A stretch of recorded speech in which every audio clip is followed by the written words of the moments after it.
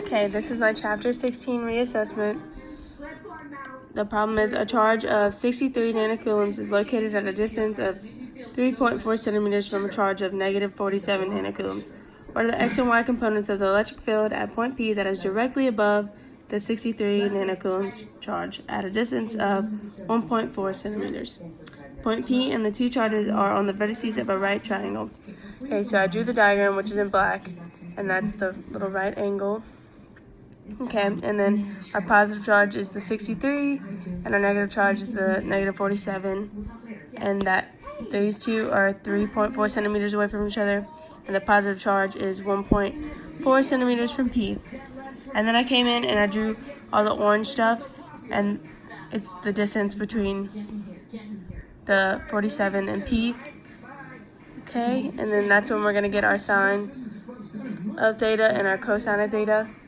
Okay, and then the first thing I did after drawing this out was I changed the nanocoulombs to coulombs. As you can see, it's going to be 6.3 times 10 to the negative 8 coulombs and negative 4.7 times 10 to the negative 8 coulombs.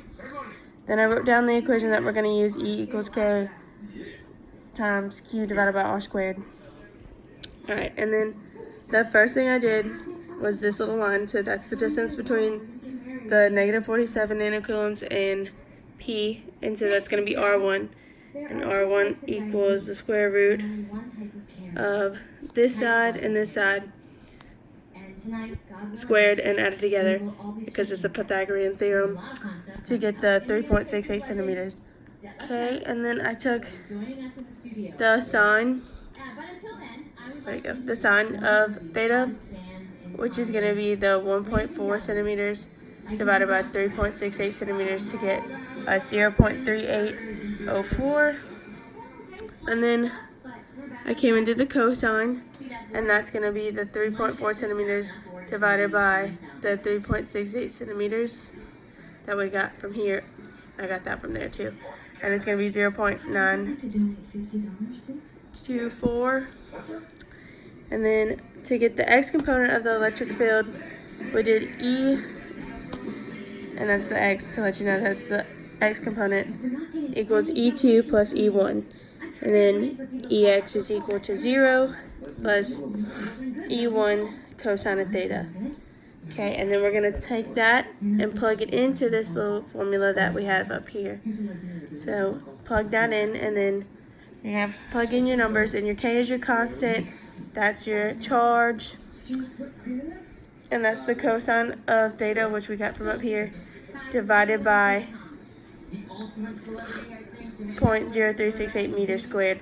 And I got this from this, and I changed that from this, and I changed it to meters down here, and I got negative 288,613.5 newtons per coulombs. And then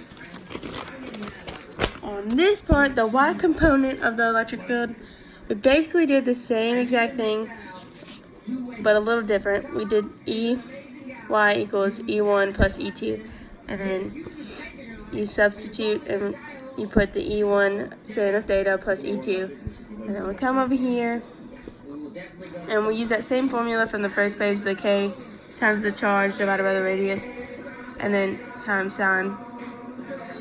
And then you're going to do a whole another part because you have the second charge that you have to add in. Okay. And then so at that point I just plugged all the numbers in, and I got 3 times 10 to the 6 newtons per coulomb.